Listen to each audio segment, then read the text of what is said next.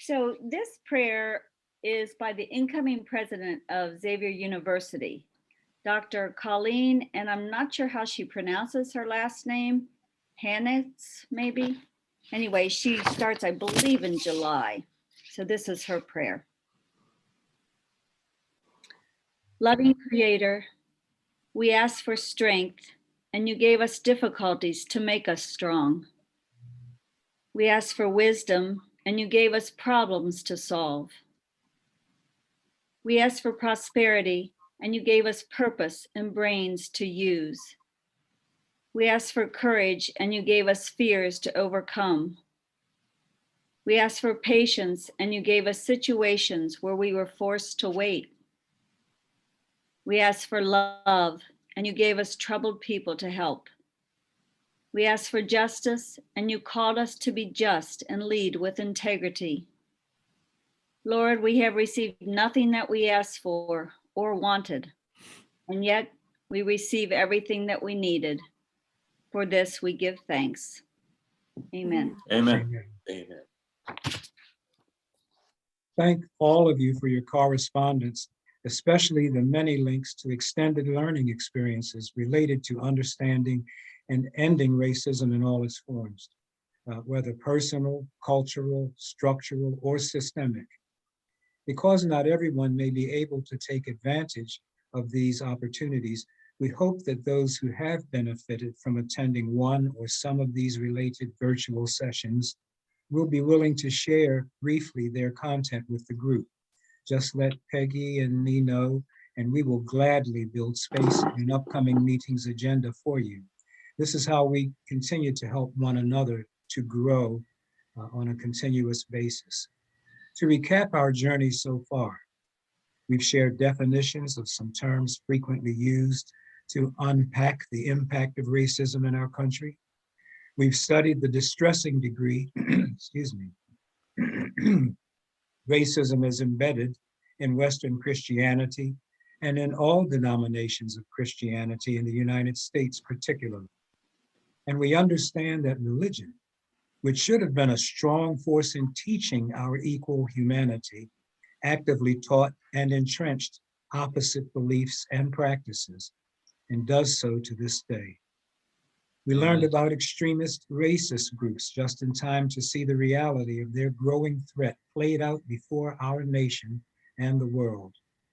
We took an in-depth review of historical attempts to mitigate and even repair the inequities African Americans in particular have endured for 400 years. And we learned why each attempt failed under the persistent pressures of white supremacy and privilege and the fear of losing the power that comes from them. Last month, we spent an eventful evening with Dr. Lawrence Brown and learned all the ways hyper-segregation and spatial segregation continue to dispossess African Americans of equal opportunity in education, housing, resources, wealth building, and healthy neighborhoods, and what needs to happen to turn all those situations around. All that we've studied together has brought us to tonight. Tonight, we begin an earnest reflection on our responses to what we've learned. The thoughts of each person present here this evening are key to the success of tonight's meeting on reparations. For that reason, we are deferring to next month our consideration of the important subject of the hidden biases we all carry. So after last month's time with Dr. Brown, what does reparations, as we've studied it, mean for every person here tonight? Are you for the concept or not? If you are for it, how do you think we should go about achieving it in our sphere of influence? Can we do something of systemic importance, as John Moore emphasized in our first meeting? And can we do that best by doing something specific, working from the ground up, or by working at the top level of what we want to change? That's a general overview of the topic. You are the presenters. Peggy and I will be busy taking notes and facilitating the presentation and discussion. So this may take more than one session. Peggy, what are your opening remarks? Thanks, Skip. At the end of the meeting, we'll also take hopefully a little time just to cover the legislation and give you an update and to give Jack time to thank his committee. And we thank you all for being here. And thanks, Skip, for our focus tonight. We also want to know what you think about adding Native Americans to our Reparations, Truth, and Reconciliation Initiative. We haven't yet researched their history here, but we would like to offer that as an assignment for someone. Although there are no federally recognized Native American tribes in Maryland today, there were 6 tribes in the area dating back about 12,000 years. And there's a small group of Native Americans that live in East Baltimore. They belong to the Lumbee tribe. So anyway, please consider volunteering to research them if you would. So back to what we want our reparations to do. We would love to hear from each person tonight, and we'll call on those who raise their hands, or feel free just to listen. And please use at the bottom, if you use your cursor to show your toolbar, there's something that says reactions. And if you click on it and then choose raise hand, there's a bright yellow hand and it'll let us see you a little better. And to give everyone an opportunity to share, we do ask that you please keep your comments to about 1.5 minutes. And Marianne has graciously volunteered to give you a warning after 1 minute so you don't have to track yourself. And we're not going to work the issue tonight or give feedback on comments, but we just hope to get a sense of where people fall on this topic. So to begin, we would like to listen to our African-American family members first. So Selwyn and Ternesh, would you start us off? And then maybe we'll go to Dennis. We would be Yes. honored to begin. The first thing that immediately came to mind, and I'm glad you just brought up the Native Americans, is my experience in law school. It's my first year, and it was my property class. And we were studying about the treaties that were entered into by the United States government and the Native American Indian chiefs. And I became so upset, to use a simple word, that I almost walked out of the class because I had never been confronted with what I saw, and I still have the book, and I've copied some of the statements made by the Indian chiefs. But what I appreciated when you made mention of, should we include the Native Americans, is what I learned from that experience. And that is and was, if reparations aren't approached, and I mean this, and I know I'm amongst those of the faith. 30 seconds. Thank you. With a loving heart, it will go little or nowhere. And the approach must be with a redemptive, forgiving spirit, not an authoritarian spirit that just tends to want to make a ruling to satisfy one's limited perception of the law. Ternish yields her time to me, and I'm probably down to 10 seconds anyway. Thank you, Selwyn. Dennis? Yes, I had planned to say a few things from Lawrence Brown's book, but maybe I'll just skip that because it was kind of long. But I just wanted to say that I thought from his book, which he focused on racial equity as opposed to reparations, and but reparations is a part of racial equity. So I think that's what we have to pursue in this instance, in this circumstance that we're in this country. And Lawrence Brown actually has a lot of initiatives that we can pursue to achieve those goals. And But- I actually think it will be good if we did. Maybe form a committee or something to work on some of the things he proposes.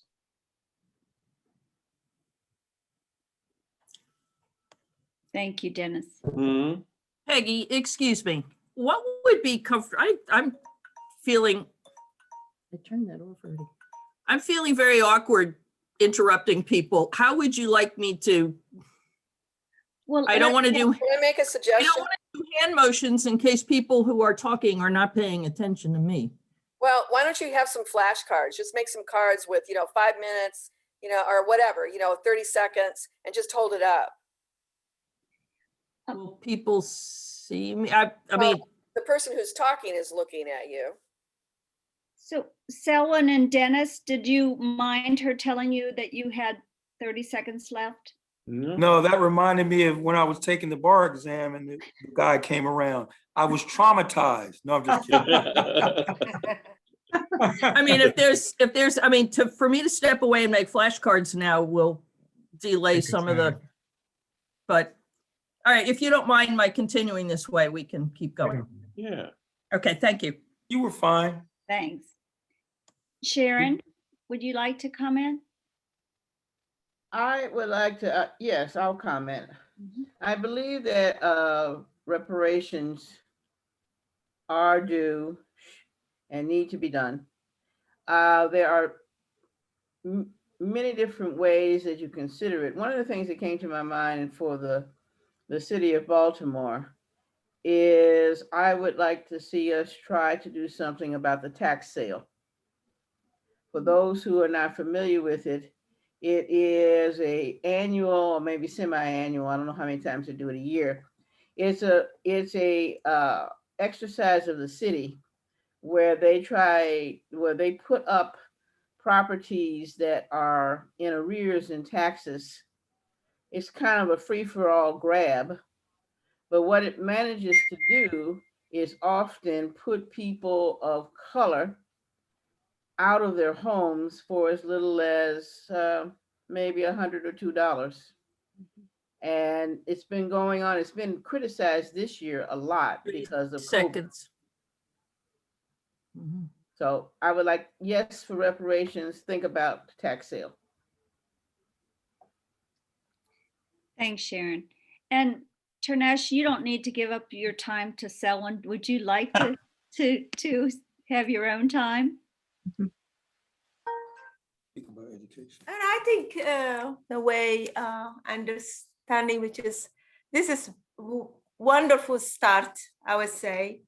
And, St. Vincent family or everybody's is good start. And I think the way I see it, the poor education and start from, very young age. I think that the way to find child since kindergarten or first grade education really makes so much difference. And after education, they had to have some after lunch or after school, something to do with education level. It will be really life changing, in my opinion. Give money, build this, build that.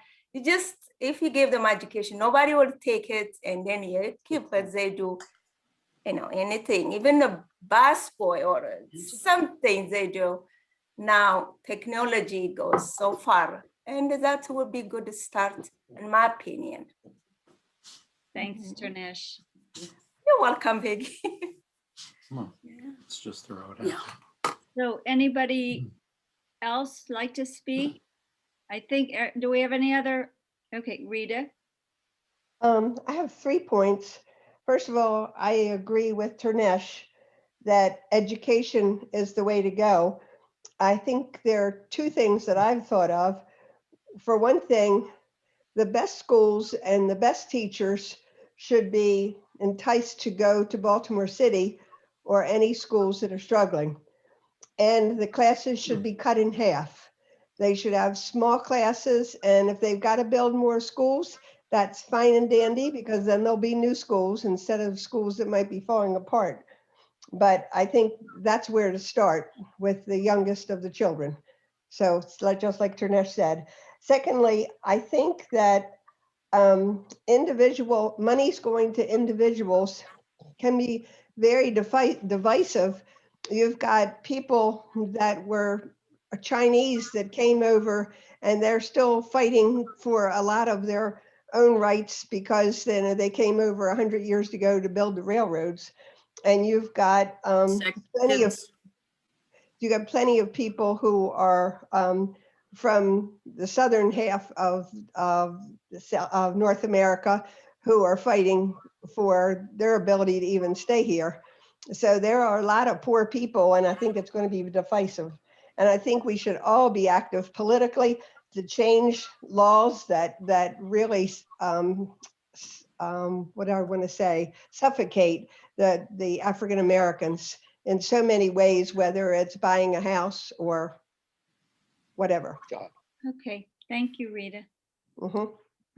I don't see any other hands raised, so if you want to use your little yellow hand, you can, or if you want to wave, I'll see if we can spot you. We're on a couple pages here. Liz? Okay, Sharon, you had said some things that were interesting. And I remember reading about how difficult it is for poorer people to deal with things like utility companies, because if they miss payments, then in addition to making up the payment, they may have to pay a charge. And sometimes they actually have to apply again for, let's say, a commodity. And so they're paying 3 times what they originally owed.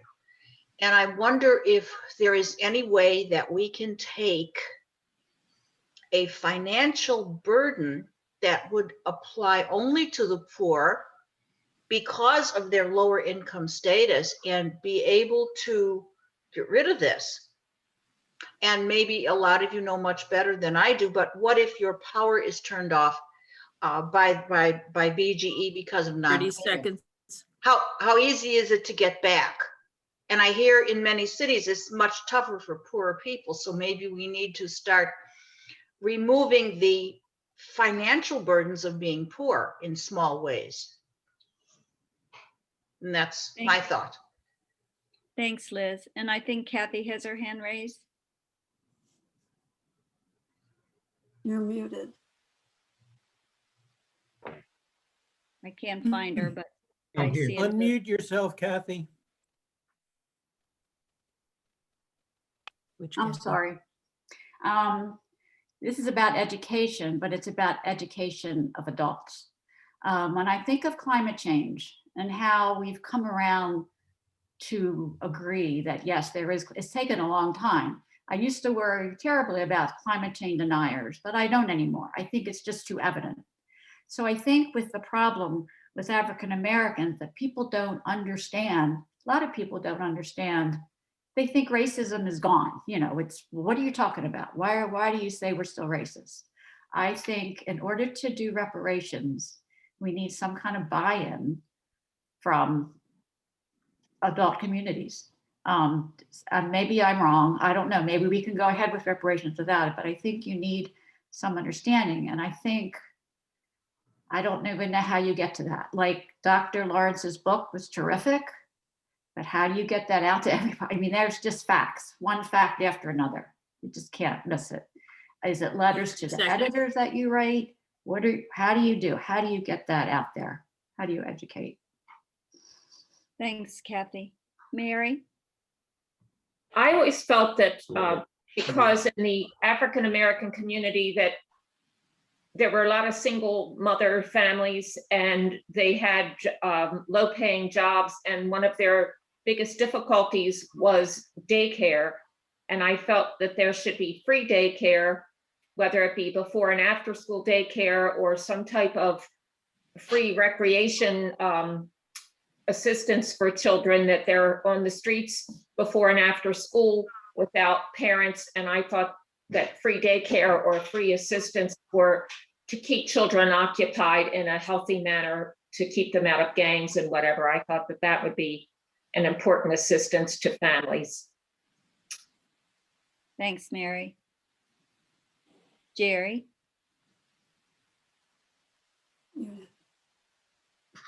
You're muted, Jerry.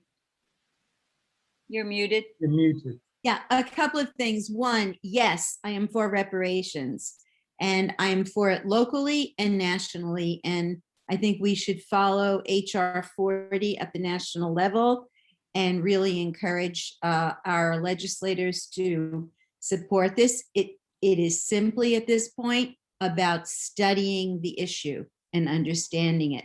Secondly, when we talk about it, for me, it has to be structural change, not another, really good, but, what do I want to say?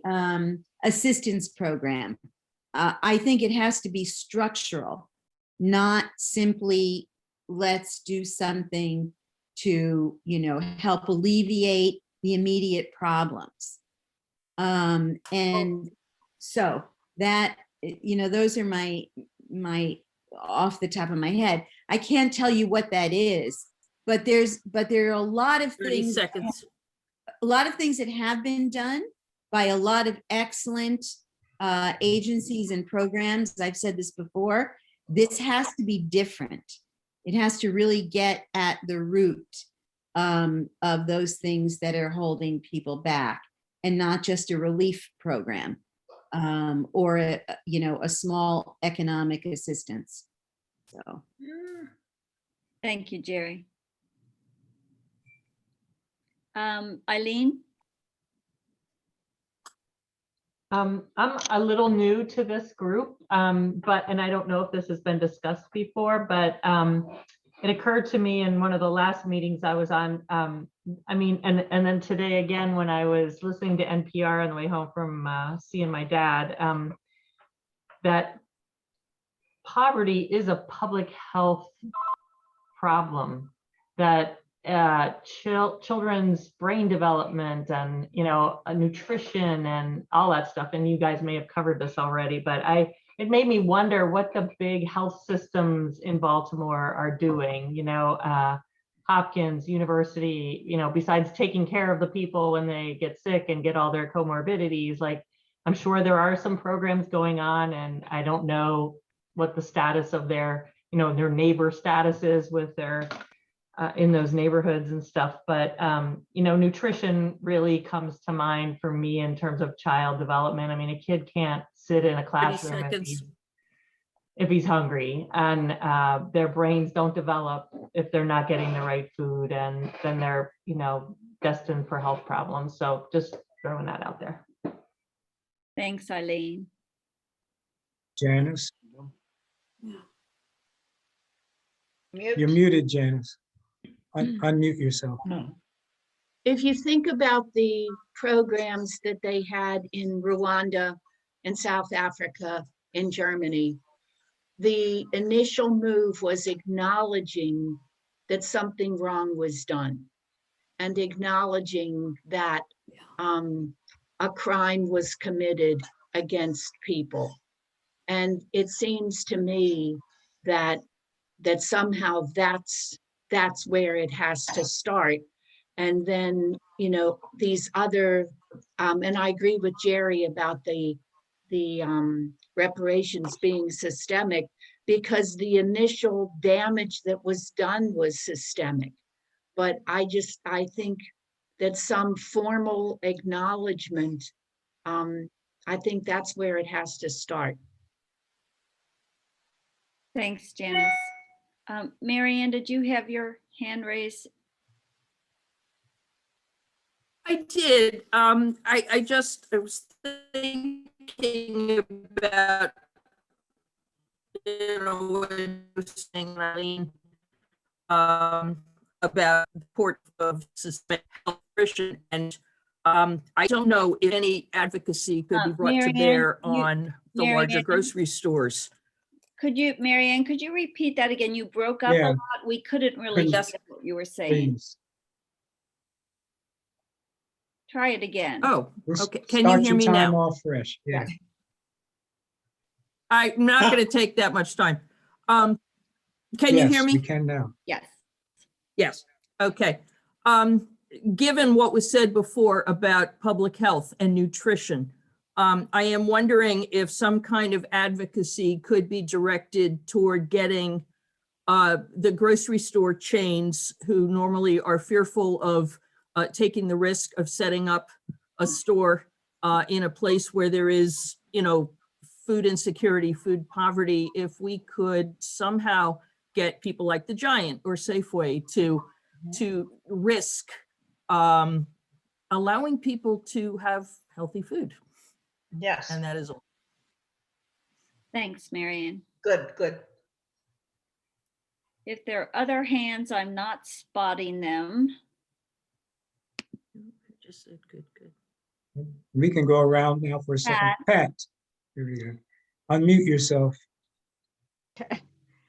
I definitely think that reparations are in order, and I agree with like everything everybody else has said. But one of the things that I've been thinking about that struck me when I read Kandwani Fidel's book, How to Be an Anti-Racist, he talked a lot about the education system and the fact that they just in the city did not have the resources that everybody else had.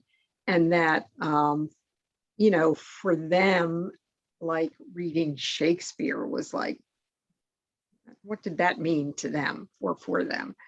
And so having appropriate books and good books that are in good condition and not, old editions of everything,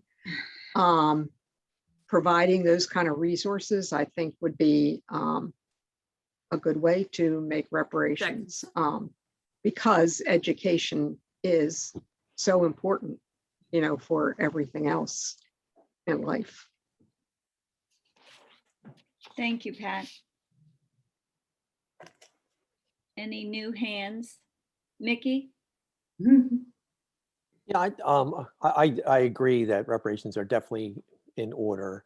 And as I think a lot of the comments have pointed to already, it's a multi-layered issue, that, yeah, education's a part, nutrition's a part, wealth, the gathering of wealth, for which Black families, really lag behind white families, and there are systemic reasons for that. I think it's a recent New York Times article pointed that out, and attitude. So structural, systemic consciousness. I mean, I think that the best thing for us to be doing, to me, I think the best thing for me to be doing is to be writing, congressional leaders and, walking, showing up. If changes are going to be made to change the school system, somebody's got to decide to allocate the money to do that, because it will take money to do that. There are good models out there. The Jesuits have, for example, have shown in the Christian Brothers, with the Nativity Miguel schools, and in some areas in the country, they're going down into elementary ages, and 30 seconds. So it's and I think there's a nice piece, I can't remember her name, what editorial board of the Sun has a piece today, I think it was today's paper, and it's about consciousness raising in the aftermath of the verdict in Minneapolis. We have to work hard at changing people's attitudes. Thanks, Mickey. Danny? I'm hearing and agreeing with I'm agreeing with everyone, what everyone has said. There has to be an acknowledgement of a wrong that has been done. It's got to be clear and it's got to be sincere. And then the reparations are not necessarily here, we'll just throw money at them or at it, and that'll be fine. It's got to be a structural problem that needs to be addressed and corrected so that it's an ongoing, continuous improvement to right the wrong. Education is paramount, without a doubt. And somehow you got to flip the pyramid so that the bottom is that the top is not getting all of the funding, and 30 seconds. and the students, then the students are the ones that are getting the funding and getting the encouragement and getting the proper teaching and the proper education. Amen. Thanks, Denny.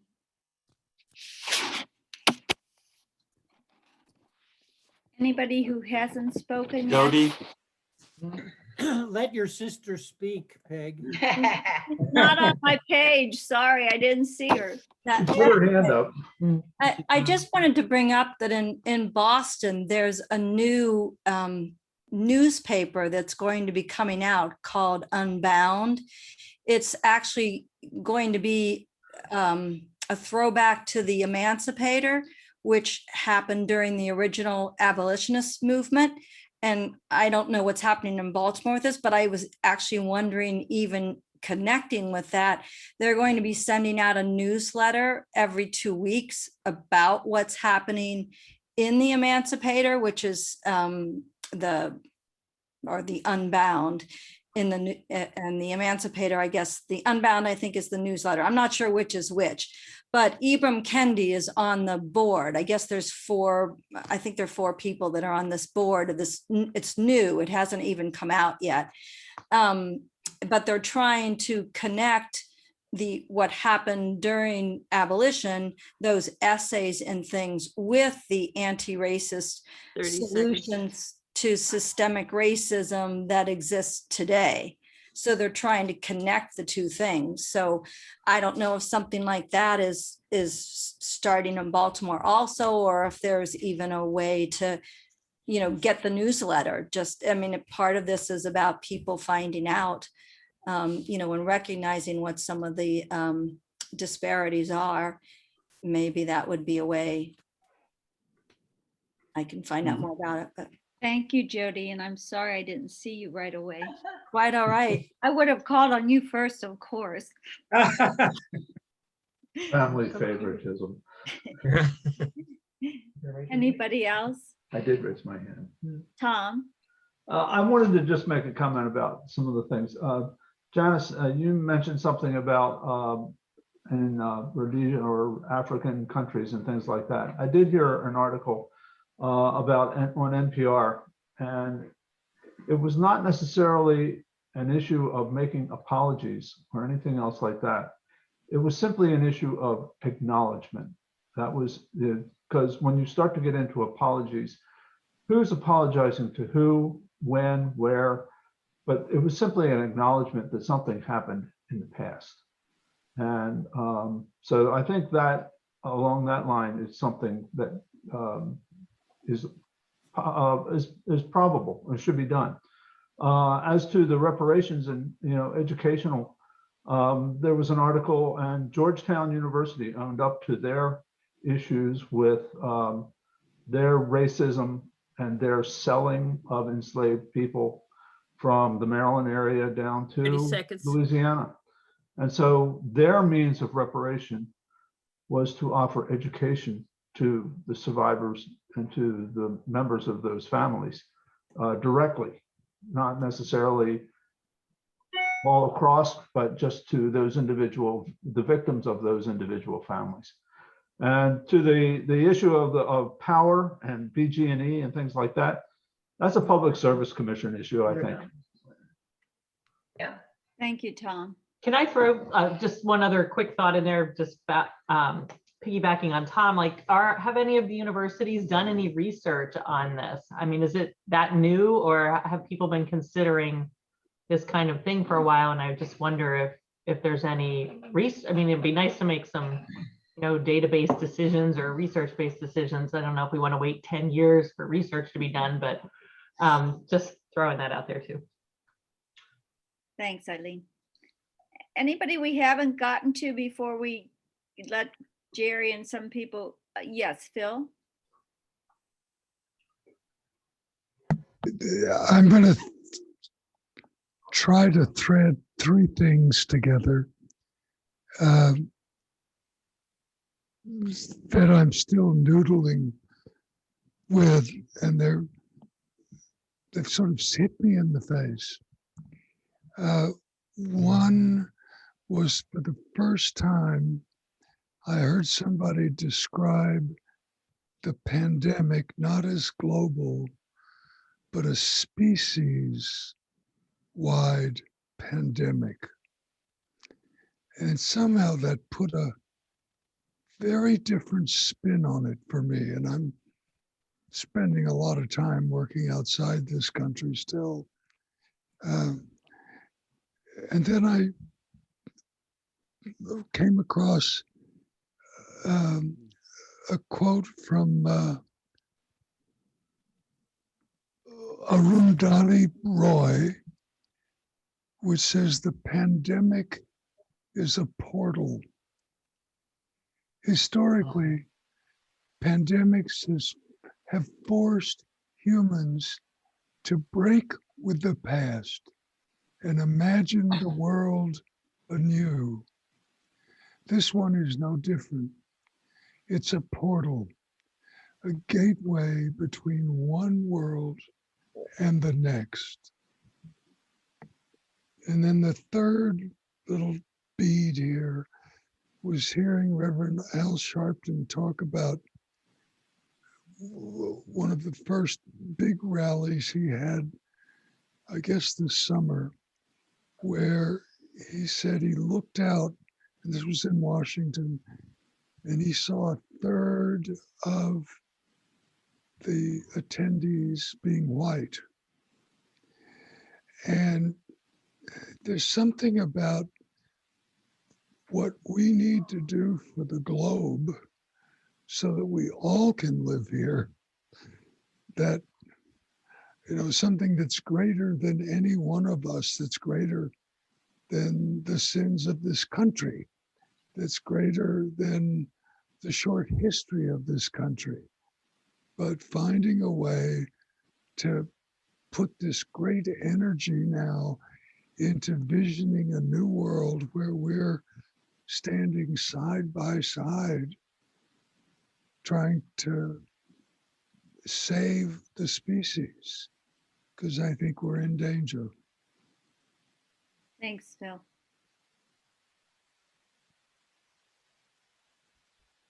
Anybody else who hasn't spoken? I think I'm in my intellectually I'm committed to reparations and systemic approaches, and I find myself unable to get past three dilemmas. One is, how do we make it broad enough that it cuts across a country that's been divided for 250 years, 40-40, and a few people in play in the middle? You know, for example, we, even in Dr. Brown's book, talk about what the city can do, but really the systemic racism of the region throttles the city. And if we don't, you know, we have to be broader to somehow communicate to people that say, well, I wasn't here when there was slavery, how everybody in this country has benefited from the disadvantaging of other people. It's not just the damage that was done to some people, it was the benefits that that damage bestowed on others. How do we get past just a political settlement? And the second dilemma I have is around that systemic. How do we create systemic change that can't be reversed by the next political backlash? Because, you know, we passed the open housing law in 1968, and all we've had is backlash since. And the third dilemma I have is, how do we as a majority white country or majority white Congress pass some kind of reparation that truly empowers Black people to make their decision about what the reparation is? We think of institutional ways that are programmatic, schools, housing, but we don't do that with white people. We just give white people a lot of money through the tax system and say, go find a house, you can have this money. So I find these dilemmas inherent in trying to figure out how this gets done. Thanks, Joe. Anybody else? Jerry, you want to go again? Ready for second round? You're muted. I do, but I see people whose hands are up that haven't spoken. Oh, I'm missing. Oh, Seeing Jody, Mary Lynn, and then Ray Barr. okay, thank you. Thank you. Went to second page. Now I see you. Then you can come back to me. Okay. You're muted, Mary Lynn. Better? That's good. Good. I'd like to really piggyback what Jay just said. I think we as a parish, if we could reach out to some African-American, well-respected community leaders, African-American community leaders and church leaders, and ask them, what does reparation mean to them, so that we get our insight from the African American community rather than us as white people figuring out what to do for them. So I think that's extremely important, is go to the African American leaders, church leaders, community leaders, and ask them, you know, what does reparation mean to them and what can we do? I think that's one input. The other input is that I think there's a lot of power in each of us individually reaching out intentionally to people of color, one-on-one, because I think that's how you make a real strong impact, is, you know, wherever you are, is to reach it out to another human being that happens to be African-American, and share your humanness with each other. Thank you. Thanks, Mary Lynn. So was it Ray or Pat who raised that? Ray. Okay, Ray. Can you hear me? Yes, sir. You know, we are church people. And I remember as a physician, before seeing patient, I would ask myself, am I doing something well for that patient? Because if you don't make the patient feel well when they walk out of the office, why the physician? Well, same way with church. If we feel we go to church, but we're not accomplishing what the church should be doing, changing this for such a, I think Skip mentioned that 400 years, and we really haven't done the job. And we get another pastoral letter, I think, on racism, and it collects dust on the shelves and not really action being done, things like that. And the question is, how can we do more? I think the church's focus is on, when it comes to racism, they always seem to put together a committee made of great blacks in the city. But this is a white problem, and we know that. We kind of know a lot from the books we've been reading that the new incarceration is, Jim Crow is incarceration, but I think it's white supremacy. So we have to deal with white supremacy in the other churches. I think Father Dick would say, we need to agitate more. We need more from the pulpit, our pulpit. We need not just a homily once in a while, but something that continues through every church service on this. We need to be more aggressive in terms of church. We are church people. Thanks, Ray. Any other hands I'm missing? Rita? Okay. I just really wanted to ask Janice Bonner, for people that don't know what Janice has done with her retirement time, to explain it, because I think it's a wonderful program for in an underprivileged neighborhood. But I don't have any comments of my own.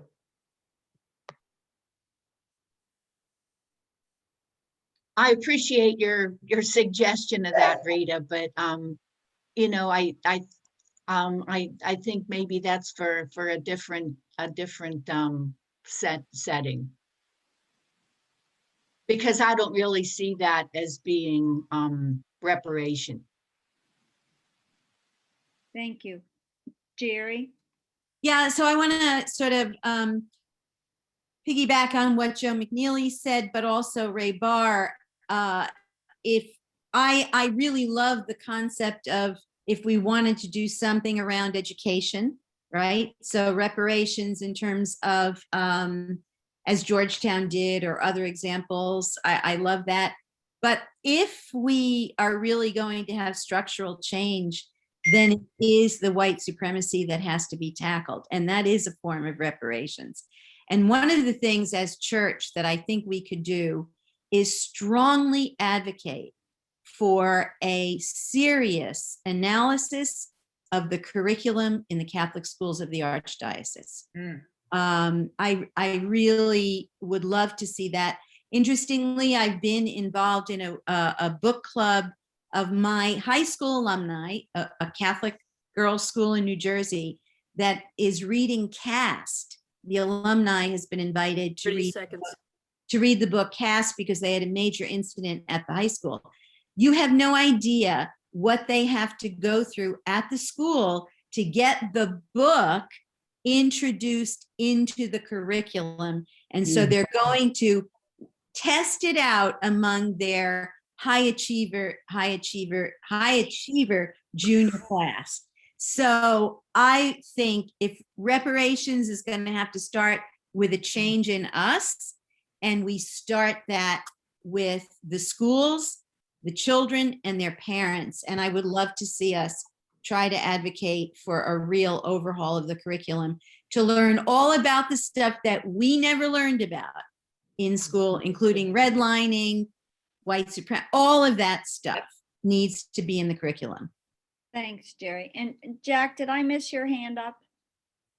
Yeah, no, I just wanted to say that I also agree with reparations are definitely needed. On a practical level, I was thinking in terms of that this type of group should be continued in some form of subcommittee for St. Vincent's as a practical matter, but only if it is established with a charter of action so that certain things have to be done.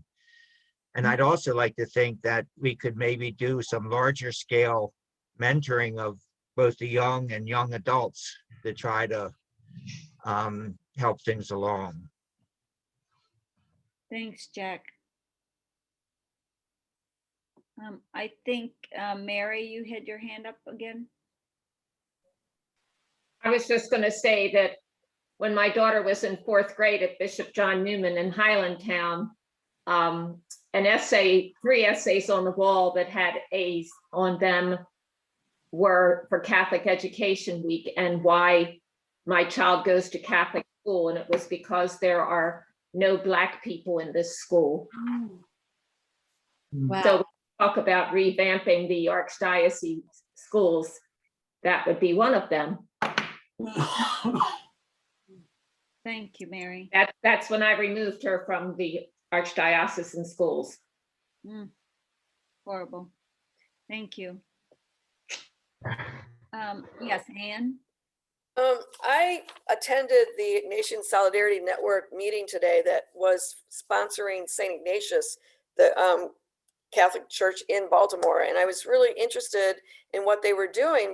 And I was surprised when they said that they really didn't have much, going with any other faith communities in the area. And I was just wondering if you all have done anything in terms of connecting with them, finding out what kind of work they've been doing. They mentioned the Racial Justice Circle at the Archdiocesan level, that's been working on things. So, I hear a lot of the similar themes here that I was hearing earlier through the St. Ignatius presentation. And there were people from all over the country who were attending that. There was a woman from California. There were people from North Carolina, from Chicago. So they were all very interested. So this is a topic that people are extremely concerned about and want to do something 30 about. seconds. And so, I think, St. Vincent's has a unique place in Baltimore to really collaborate with other parishes as well to work on this so that it's not just a singular effort. Thanks, Anne. Mary Ann? Just to go back to the idea of the curriculum, the Catholic Archdiocesan curriculum in terms of literature does not mandate certain books.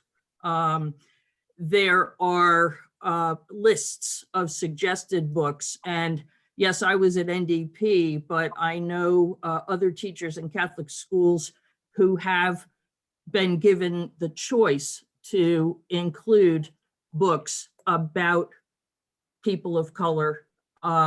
I think it may not be so much the literature as the history that may have to be revamped, although individual schools should also be, encouraged to spread away from the white curriculum. But it's not a mandate that every school has to teach certain texts in terms of literature. 30 seconds. Thanks, Mary Ann. Mary Catherine? I just wanted to answer Ann's question. We are in contact with Saint Ignatius, and we get invited to their peace and justice events that they have many times, and sometimes we have tenant services together. So we're very interconnected with them, and many of their people in their peace and justice are in our racial justice circle. So we do know what's going on with them, and they know what's going on with us. Thanks, Mary Catherine. Selwyn?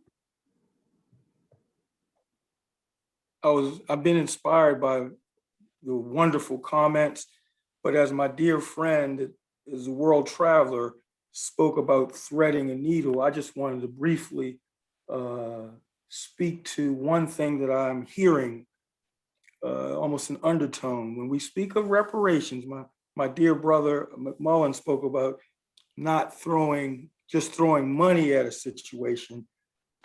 I think that one thing that has to happen is for there to be some reparations of the heart before we undertake this process, or before this process can properly be undertaken. As I spoke about the Native Americans earlier and the mindset of those treaty makers, it certainly wasn't with a repaired or open heart. And what I heard some of our dear fellow church members saying is that some hearts have to be regulated. Janice spoke about that. And I think that part of this conversation should work on doing some of that deep internal repair that would give us, and I think Ray Barr even mentioned it. And it's not by using the titles of white supremacy and the other maladies, but really doing some of that deep heart surgery and soul surgery that can get us to the point where we can, in an equitable way, deal with reparations. And it won't be throwing money, it will be generously distributing the helpful resources that do occur. And that just is something that I thought was an undertone that was going on. Repair the heart, and then we can deal in the material mode better. Thank you, Selwyn. Thank you. Anybody else? Pat Ball. I just wanted to say one thing that goes back to a couple different things people have said, Mary Lynn. I understand that the Peace and Justice Committee, Jules, is setting up a program where they're going to set people up for one-to-one conversations with people from another parish who have a lot of the Latino immigrant community there.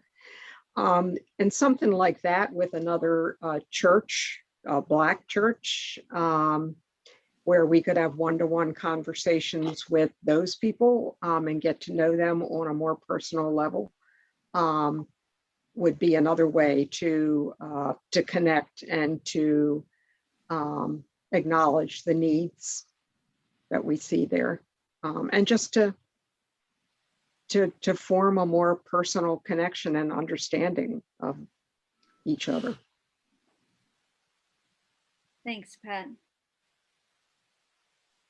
Anybody else? Jody? I just wanted to piggyback on the education idea. Definitely putting curriculum that fits the real history is so important. but I don't see myself going out and writing a history book, and I'm hoping that teachers, I know at my school, they're trying to supplement. But I think one thing that would be very easy to do is to find, like, especially in the archdiocese, connected with some schools, is to find children's books that actually celebrate children of color.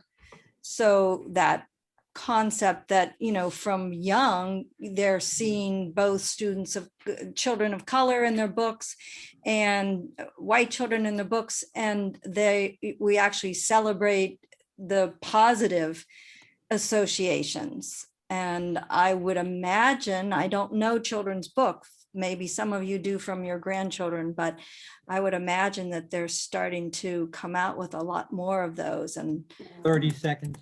we can certainly research it, but I think even at schools, I know the Catholic grade school, just to give the kindergarten teacher, I've got one that I was thinking of giving her, of just saying, hey, what do you think about this? And, finding a few like that they could actually then, buy and use. Maybe can I break the rules for just a second? Jody, and for the people that don't know, the Reginald F. Lewis Museum annually has an African American Children's Book Festival in the spring, sponsored by BGE. And it does exactly what it actually brings forward all these great books by African American authors, mostly for Black children. Skip, do you want to share with people also that we had met with Sharita Thomas of the Archdiocese about the curriculum that was developed so what many we've years done? ago and then just put on the shelf? They probably would be interested in Yeah. that. Peggy and I have spent some time between these meetings looking at the subject of curriculum. And I forget the person that said it till I read my notes, but you were right. There is no required or mandated curriculum. The Chancellor of the Archdiocese said to me a couple of years ago, and what I have is a system of schools. What I need is a school system. And went on to explain that because it's a combo of schools the Archdiocese directly runs, along with those who have sort of volunteered to come under the Archdiocesan umbrella, as well as those that are pretty independent but cooperate. Think of your big Catholic high schools. There's very little archdiocesan control. So there really is no curriculum, and that's not a good thing.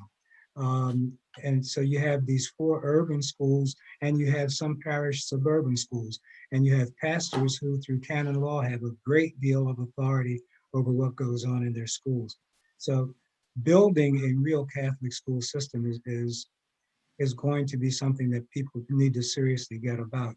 The other thing is the museum also, under Nancy Rasnick, before the building even came up, Nancy wanted to give the Reginald Lewis Museum a present. Her present was to have a curriculum on Maryland African American history and culture developed by some of the best teachers in the state from all the systems of the state, under the guidance of professors in history from all the great universities, Morgan, Maryland, all of them. And she did that so that by the time the museum opened, there were about 70 some lessons at the kindergarten through 8th grade level. And then by the time I left the museum, 120 lessons existed that also went into the high school area. The Archdiocese was supposed to have been in partnership with this. And what it needed to add to this curriculum, which it was vetted, really given, by the experts, what it needed to add would have been a Catholic amendment to the history, focusing on the saints, great advocates, all of that. And it never did that.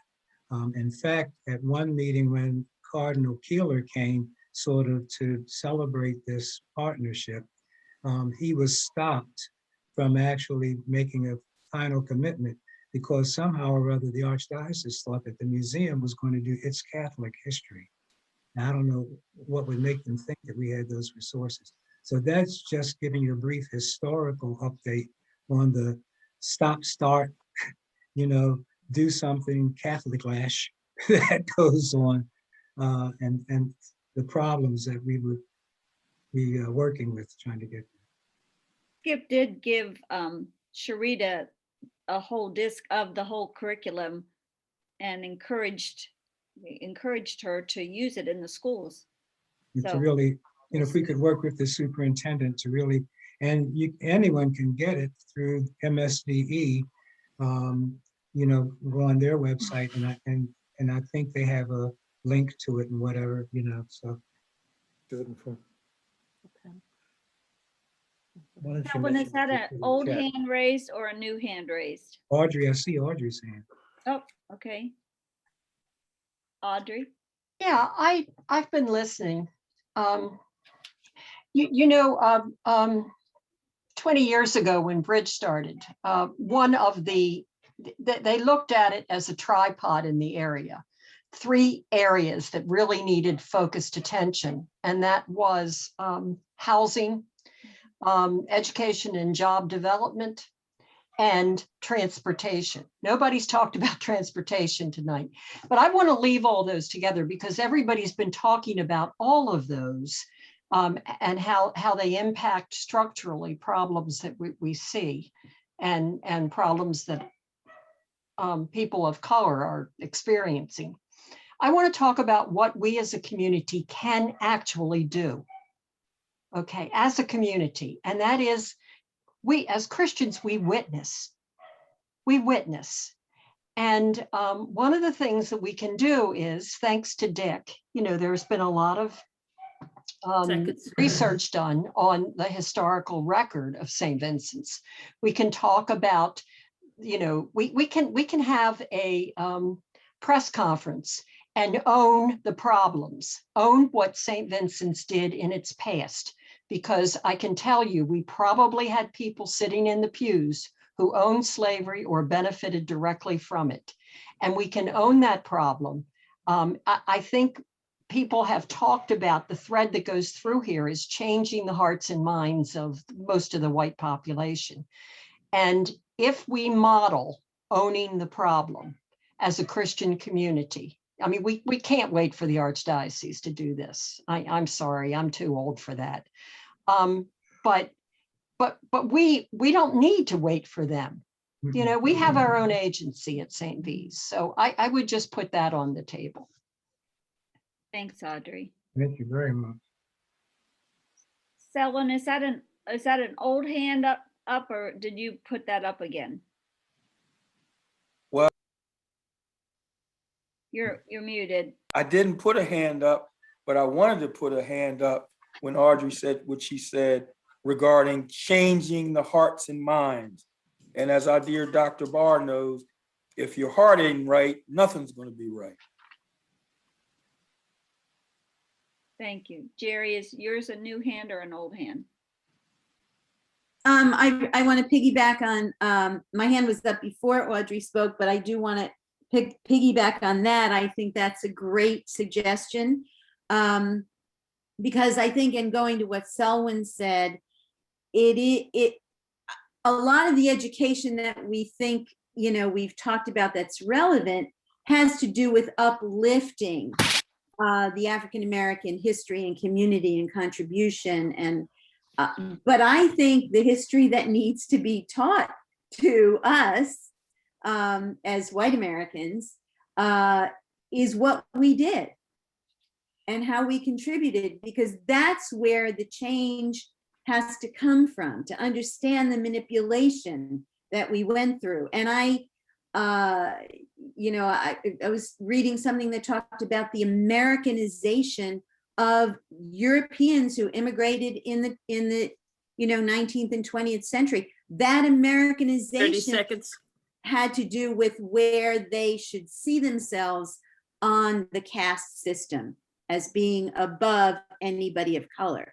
So that's where the change has to happen before you can expect anybody to agree to reparations, right? But I agree also that we can't wait around. I mean, both have to happen simultaneously. We have to activate for changes that can happen now, but we also, and I like Audrey's idea, but we also need to understand that We're not going to get a change in structures and systems unless people come to grips with our role in this then and now, and the willingness to bring about policy change. Thanks, Jerry.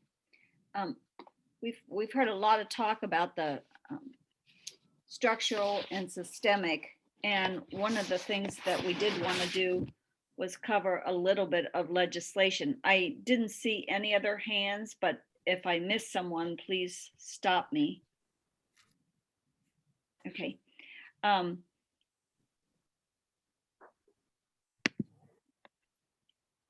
So before we leave, and thank you all so much for your input, because we really do appreciate it. We have a lot to digest, and we'll be organizing your comments from our notes.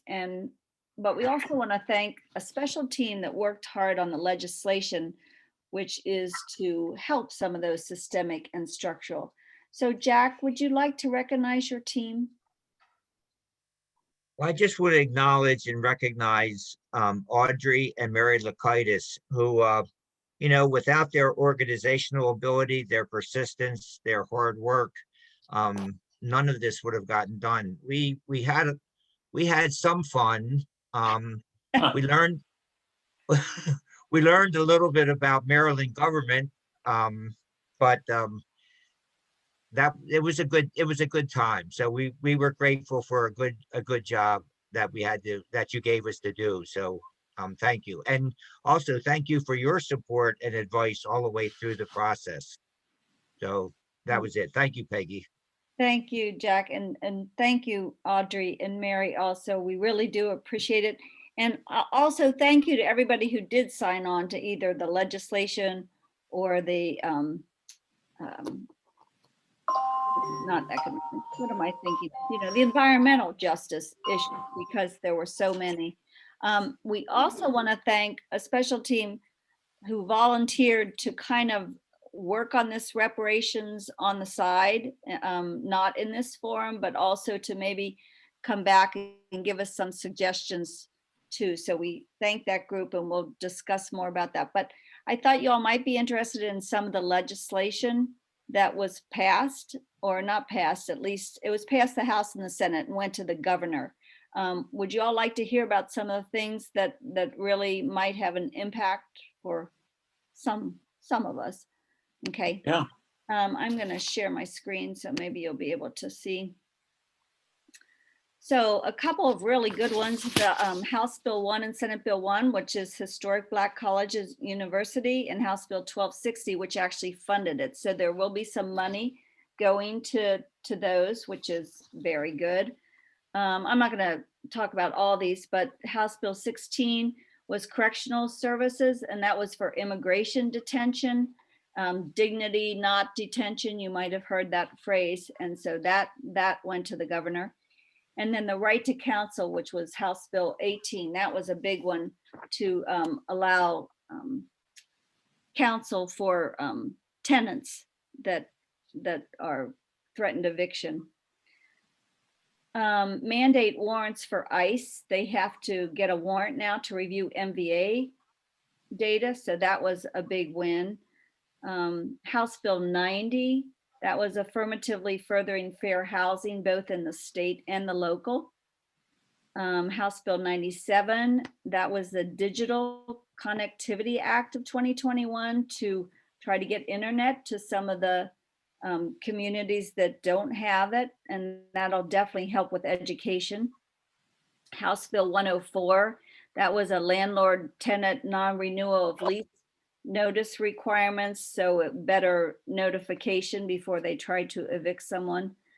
House Bill 120 was Maryland Police Accountability Act. That was for search warrants and misconduct records. House Bill 316, this was that GPS monitoring where people had to pay $10 a day to be able to let out on bail with a monitor. And now that was just cost prohibitive for a lot of people that didn't have that kind of money for that amount daily.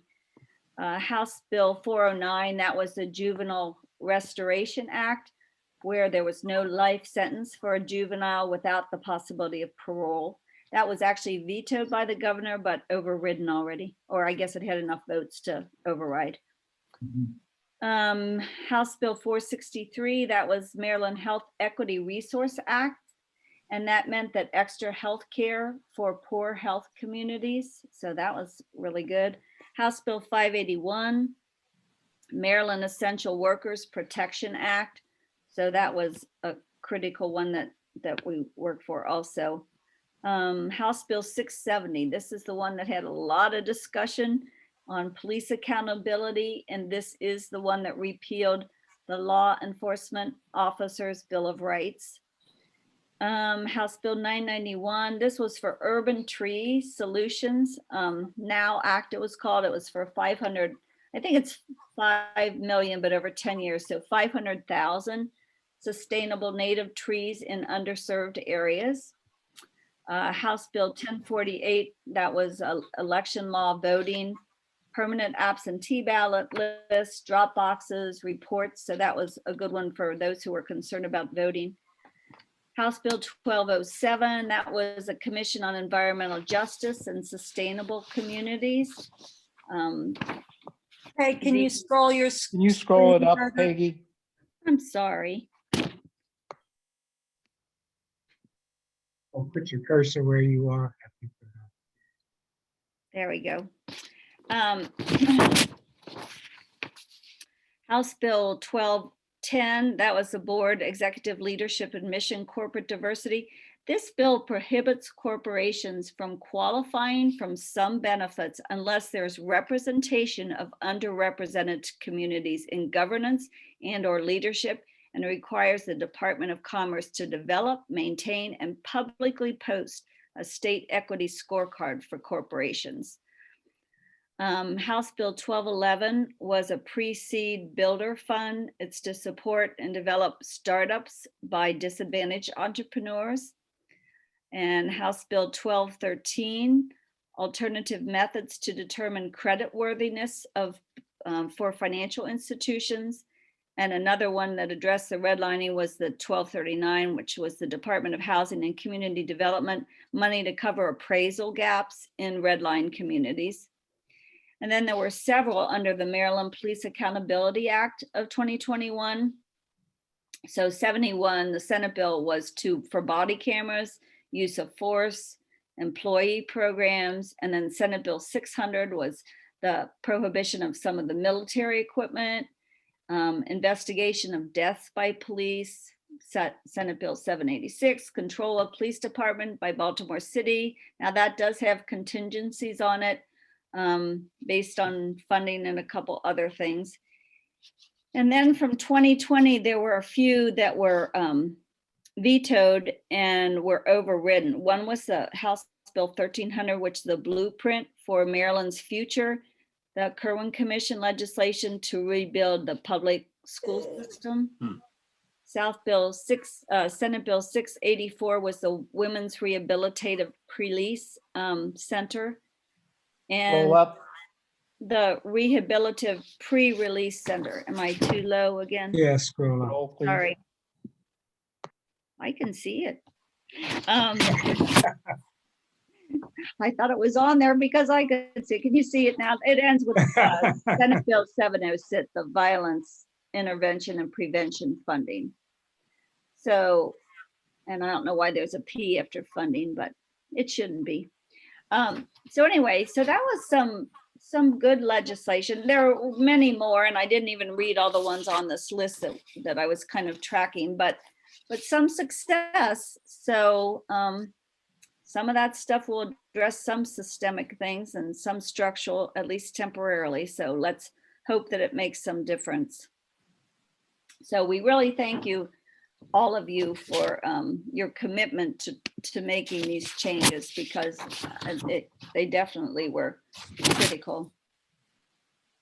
Is there anybody during that thought of something that they failed to say that they really wanted to say? Because you have the floor if you do. Peggy, I shared on the chat a recent New York Times article on HR 40, what it's about and the challenges surrounding it in the Congress. So if anybody, and I'll send it to you separately in case people can't access it from the chat. All right, thank you. And Skip and I did talk to Father and Colleen, and I read a couple articles recently too that they said it might be a mistake to even call it a reparations fund rather than a truth and reconciliation or equity justice or something. So we can talk about that also sometime. But Father, by the way, out of town, or he would be here tonight. He apologized. Mary Yes, Lynn Skip? had her hand up, Peggy. Okay. Mary Unmute, Lynn? Mary Lynn, unmute yourself. Okay. I don't see her. You're muted. Yes, better. That's better. Okay. I was wondering if Skip or Peggy have something to share in terms of their thoughts about reparation. Skip, why don't you want to I go don't know if first? you've already done that or if you would like to share now. I would like really to wait till we collate all of that. And I'll be honest with you, I mean, I have some thoughts, like I do want it to be systemic and or structural, that kind of thing. But everything that everyone has said tonight has so much merit. I'm learning from it just like everyone else. Some things I understand that the ability to backlash them, we got to take into account. But I would rather not do that tonight because I really want to put together what everybody said, which is more than I could say, really. Thank you, Skip. Yeah, I mean, I was very taken with Dr. Brown's book, and I also kind of studied what different avenues, different places have used, like the Cherry Hill, how they managed to bring a grocery store to someone's comment earlier into the area, and just by working with a specific neighborhood. So yeah, I think there are so many things that we can do and so many needs out there, but I agree. I would like to kind of study everything. And we, like I said, we had some volunteers who said they'd be happy to kind of work on some issues. They have contacts throughout the city and maybe give us some suggestions also. So I would like to wait to hear about that also. But we really do appreciate the commitment to justice that you all are bringing to the table, and it's just so important. During the next month, think about what will keep you coming back to these discussions, because Denny, did you have something? I just before we leave, I just want to reiterate what Audrey said about St. V's and the history at St. V's, and what maybe we have done to foster this white racism, and acknowledge it from the heart and publicize it as to what we have done as a church, and maybe indicate some things that we could do in the future to disallow this from happening again. And one thing, Denny, that a couple of people mentioned that I would comment on right away. If you think about who we are and where we are, I think we should be embarrassed that we really have not had any real outreach to some of our Black neighbors in Black churches. I mean, basically, we're a diverse group. We have certainly a majority, but we are diverse. But on the other hand, there are historic Black churches, all kinds of churches. Are we letting our denomination keep us from doing just what someone said, interacting with one another one-on-one, and we're in the same neighborhood? So to me, that's sort of a jarring present kind of thing that I wonder why we don't really think about having that kind of outreach. That there are people all around us who are Christians. We have also had some people trying to look into the history of our parish, and we haven't been too successful yet. The archives at the moment are closed because of COVID, but as soon as they're open, we can get some of the records from the parish. And so far, we have no proof. There's one slave girl that's mentioned, but we don't know if she was an employee or if she came with someone else. So Father, they haven't been able to find that out, but there is some attempt being made to try to find out specifics too about our parish. Not that we need them to acknowledge all of our.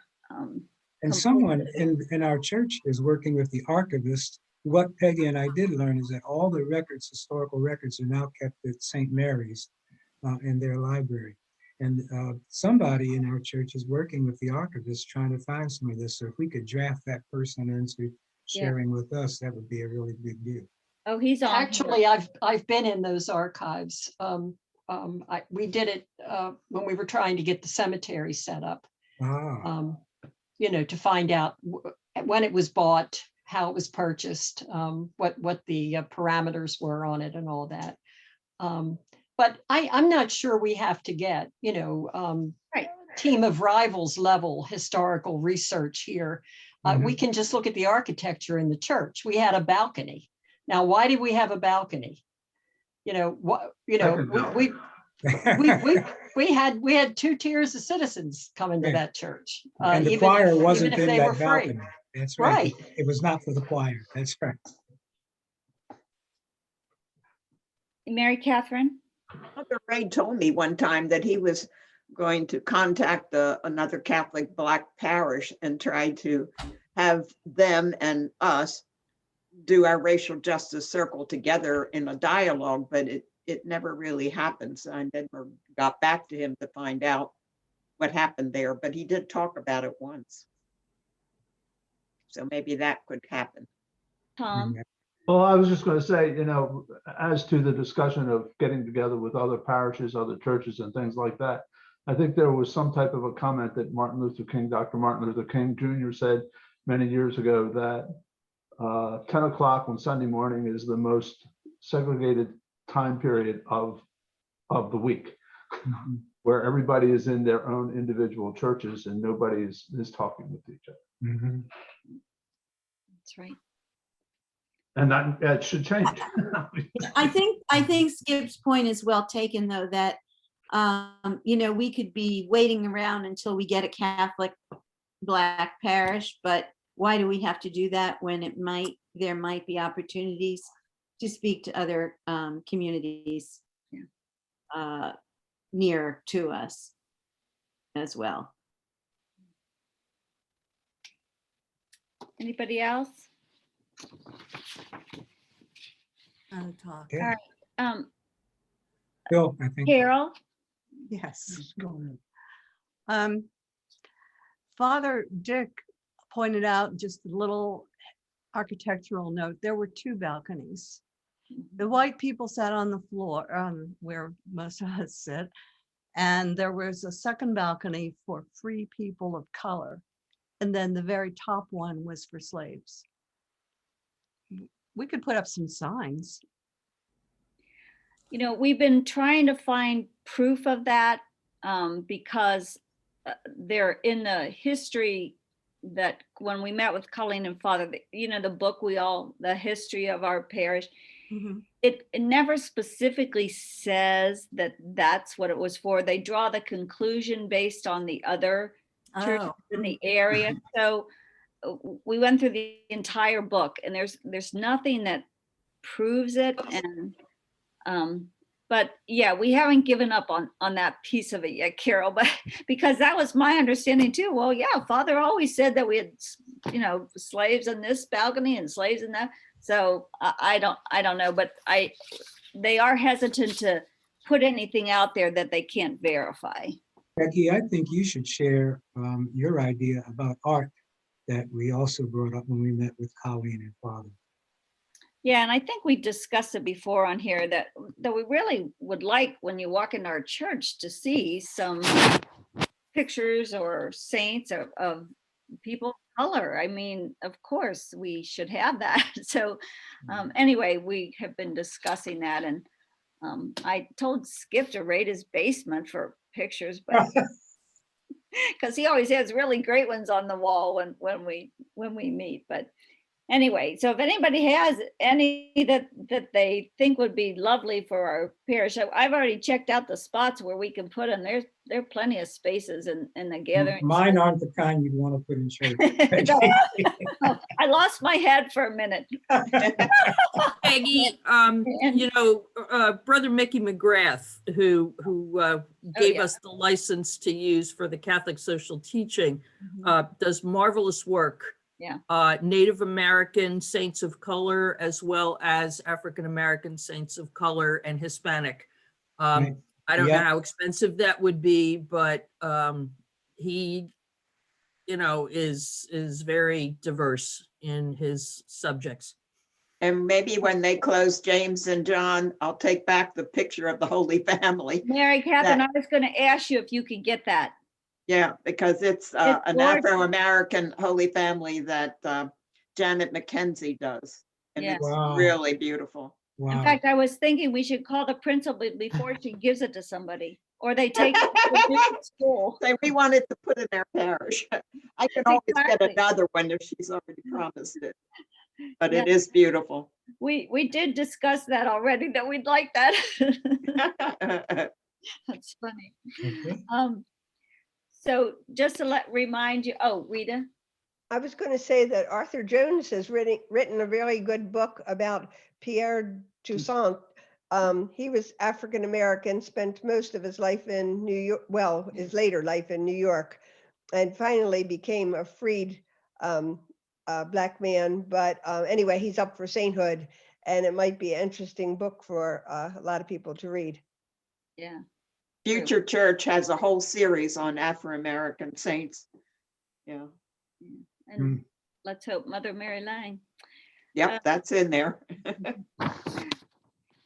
So just a reminder, next month, we're meeting on May 19th, and we will discuss or reveal hidden biases that we all carry, but we don't even know we have them sometimes, and why we will continue to collate the comments and the things that we've been working on. And Skip, would you like to close us out? I'd be glad to. Thank you all so much for this wonderful evening, as all of them have been. Loving Mother and Father, it has taken us millennia to know our common humanity as sisters and brothers throughout the world. Jesus gave us one commandment, that we love one another as he loved and served us. Help us realize we cannot care if we do not understand. We cannot share if we do not care. And we cannot serve if we do not love. Help us through the outpouring of your Spirit to fulfill our Lord's commandment here in our own land and throughout the world of humankind, our sisters and brothers all. In you, everything is possible. Amen. Amen. Thank you. Thank Anybody you. have any final Bye. comments that they didn't get a chance to say? Feel free. Otherwise, thank you all so much. Thank you, Skip and Bye. Peggy. Yes, thank you. Love you. Thank you all. Thanks, Great Peggy. discussion, guys. Thank you. Love you Good to too, see you, Skip and Selwyn. Peggy. Thank See you, you. my buddy. See you.